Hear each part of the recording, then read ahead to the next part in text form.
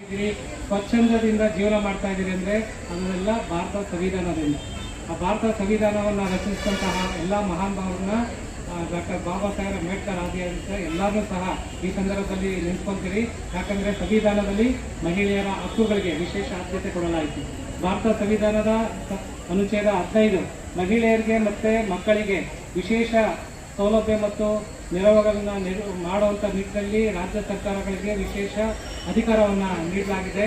ಆ ನಿಟ್ಟಿನಲ್ಲಿ ನೋಡುವಂಥದ್ದಾದರೆ ಈಗ ಈ 21ನೇ ಶತಮಾನ ನಾನು ಈಗಾಗಲೇ ಹೇಳಿದೆ ಮಹಿಳೆಯರ ಶತಮಾನ ಅಂತ, ಅದು ನಿಜಕ್ಕೂ ಸಹ ಸಮರ್ಥನೆ ಅಂತ ಕಾಣುತ್ತೆ. ಯಾಕಂದರೆ ರಾಜ್ಯ ಸರ್ಕಾರ ಸಹ ಸ್ತ್ರೀ ಶಕ್ತಿ ಯೋಜನೆ ಕೊಟ್ಟಿದೆ.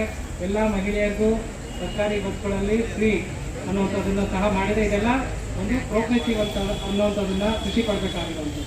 ನಮಗೆಲ್ಲ ಗೊತ್ತೇ ಇದೆ, ಇವತ್ತಿನ ನಮ್ಮ ಭಾರತದ ಗೌರವಾನ್ವಿತ ರಾಷ್ಟ್ರಪತಿ ದ್ರೌಪದಿ ಮುರ್ಮು ಅವರು ಸಹ ಮಹಿಳೆ ಅನ್ನುವಂಥದ್ದನ್ನು ನಾವು ಹೆಮ್ಮೆಯಿಂದ ಹೇಳ್ಕೊಬೇಕಾಗುತ್ತೆ. ಇಂದಿನ ಕಾಲದಲ್ಲಿ ನಾನು ಈಗಾಗಲೇ ಹೇಳಿದಂಗೆ ಗೃಹ ಬಂಧನದಿಂದ ಯಾವ ರೀತಿ ಸಾರ್ವಜನಿಕ ಮುಕ್ತವಾಗಿ ಒಂದು ಸಬಲ ರೀತಿಯಲ್ಲಿ ಮಹಿಳೆ ಮುನ್ನುಗ್ತಾ ಇದ್ದಾರೆ ಅನ್ನುವಂಥದ್ದನ್ನು ನಾವು ನಿಜವಾಗಿ ಆಕೆಗೆ ಧೈರ್ಯ ತುಂಬಿ ಏನು ಪ್ರತಿಯೊಂದು ಗಂಡ ಸಾಧನೆಯಿಂದ ಗಂಡಸಿನ ಸಾಧನೆಯಿಂದ ಹೆಣ್ಮಕ್ಳು ಇರ್ತಾರಲ್ಲ, ಅದೇ ರೀತಿ ಒಂದು ಕುಟುಂಬದ ಸಾಧನೆ ಅಂದರೆ ಆ ಹೆಣ್ಮಕ್ಳು ಇರ್ತಾರೆ ಅನ್ನುವಂಥದ್ದನ್ನು ಹೆಮ್ಮೆಯಿಂದ ಹೇಳ್ಕೊಬೇಕಾಗುತ್ತೆ. ಈಗ ನಾವು ಆಟೋ ರಿಕ್ಷಾದಿಂದ